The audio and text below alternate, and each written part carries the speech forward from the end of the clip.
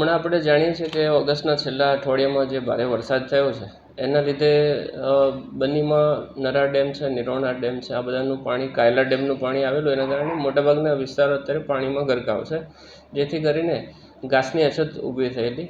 ત્યારે વહીવટીતંત્ર દ્વારા જિલ્લાના ધારાસભ્યશ્રીઓ, સંસદ સભ્યશ્રી તમામે જે મહેનત કરીને ઘાસ નું રાહત દરે વિતરણ થાય અથવા મફત વિતરણ થવા પ્રયત્ન કરેલા અને એને અનુલક્ષીને ઘાસ વિતરણનો હુકમ થયેલો છે. તો એ ઘાસ વિતરણનો હુકમ જે થયો છે એ મુજબ પરમ દિવસથી આપણે ઘાસનું વિતરણ શરૂ કરેલું છે. 2 તારીખથી પ્રથમ દિવસે 34,000 કિલોગ્રામ ઘાસ વિતરણ હોડકોના ગોડાઉનમાંથી થયેલું છે.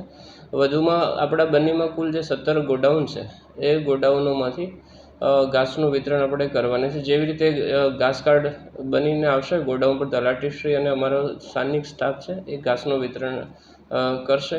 ઘાસ કાર્ડ જેમ જેમ મળતા જશે એમ વિતરણ ચાલુ રહેશે. અત્યારે જે વિતરણનો જે ઠરાવ છે એ મુજબ આપણે દર એક ઘાસ કાર્ડ દીઠ 5 પશુની મર્યાદામાં દૈનિક 4 કિલો લેખે ઘાસ વિતરણ કરીએ છીએ અને આવો કુલ 7 દિવસનો જથ્થો એકસાથે વિતરણ કરીએ છીએ. એનો મતલબ કે એક ઘાસ કાર્ડ જો આપણે કોઈ આપશે તો એને આપણે 140 કિલોગ્રામ ઘાસ વિતરણ કરવાનું થાય છે.